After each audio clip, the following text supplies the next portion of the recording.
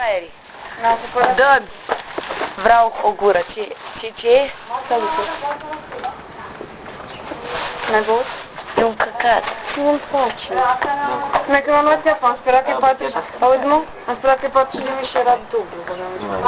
80 de mii ai dat pe căcatul ăsta? Frate, băgăm și... Ce cred că până la urmă o să apelezi la tine?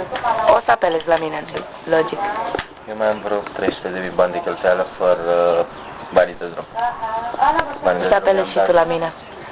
Da, dar nu știu unde să... Bine, știu, dar alea din gară le-am plătit eu. Ce alea din gară? Că mi-am luat din gară berea, apa... Tu filmezi în momentul ăsta? Da, eu filmez în momentul ăsta, dar nu se pun berea și apa pentru chestiile voastre pe care le vreți, gen. Știi? Da, Acum... Uite un cuțit, încearcă cuțitul. Nu, e prea mică. Te pricep să desfaci cu... Da, cu aia de...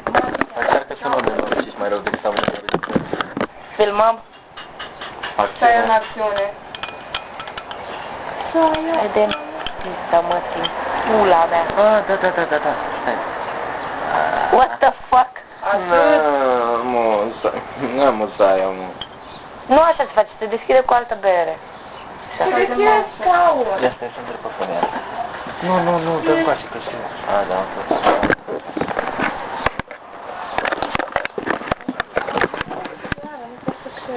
Bună ziua, la acest moment ne aflăm în 2 mai. Unde s-a ea luat razna? Cine te-a mințit, femeie? Tot. N-ai reușit, nu? Cofilet. Știam, dar tot ce stăm, gen. Hai, frate! Hai! Ia tu prima gură. Și o să-ți spun eu că e un căcat. Încoace. Dar ce e, de fapt? Hai, tot, bere cu tequila. Ah. Amândouă în cantități foarte Da. Exact, în cantități foarte mici și plus încă un... 80.000 băgani. Și hai să... Da, frate, totuși este perioada și...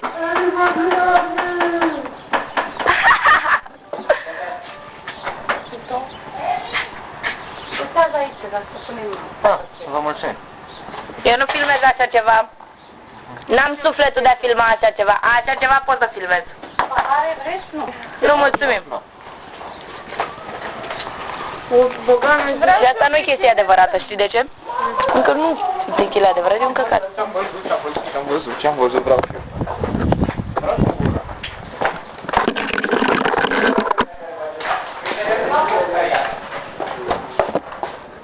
Ce faceți? Opa, orgie. Eu filmez. Dar nu se vede nimic. Frate, sunt complexată că-s prea bătrână, mă uit la moacale și mi-imaginez că bără meu lângă mine care are 11 ani,